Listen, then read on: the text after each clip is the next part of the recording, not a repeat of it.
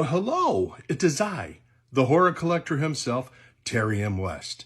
Now, I've come to TikTok for two reasons: to chew bubble gum and to talk about horror collectibles, and I'm all out of bubble gum. Oh no, actually, wait, I have a piece left. I'll have that later. So the item I want to talk to you guys about today is this copy of Tales from the Crypt, Volume 1, Number 10. Now, I know a lot of you who are familiar with EC Comics are looking at this and saying, hey, that's not a Tales from the Crypt comic.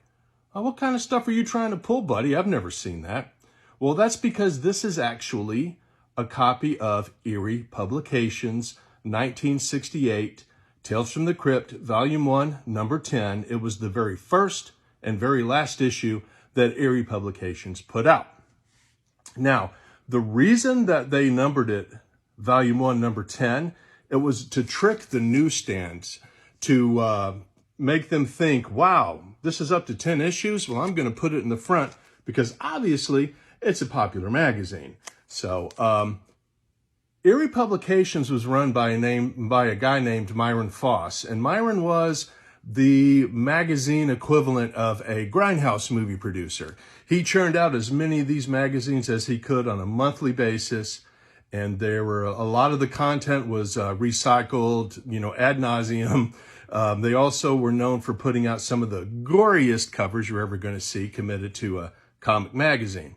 Now, the comic magazines came about because of the Comic Code Authority. That's pretty much what killed EC Comics. It turned out that you could put a magazine out and get away with content you couldn't get away with in comic books.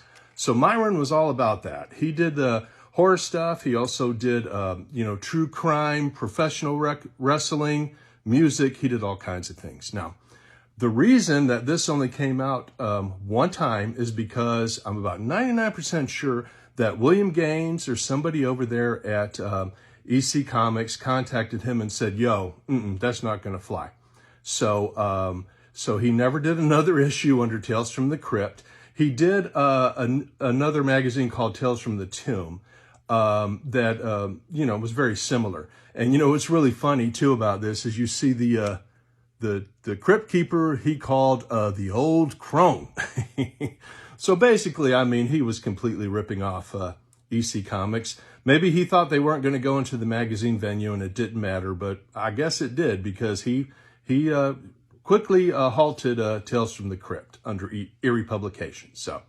But anyway, this is a really cool collectible. There aren't that many out there. If you do find them, you're gonna expect to pay between $50 and $100 if you're talking about anything in any decent shape. If you're lucky, you might nab one for mid-grade for maybe 20 to 30. I'm absolutely thrilled to have this in my collection. I nabbed it before a lot of the Eerie Publication stuff became kind of popular. So that's it. If you can grab a copy, grab a copy. It's a really, really good key collectible book to have in your collection.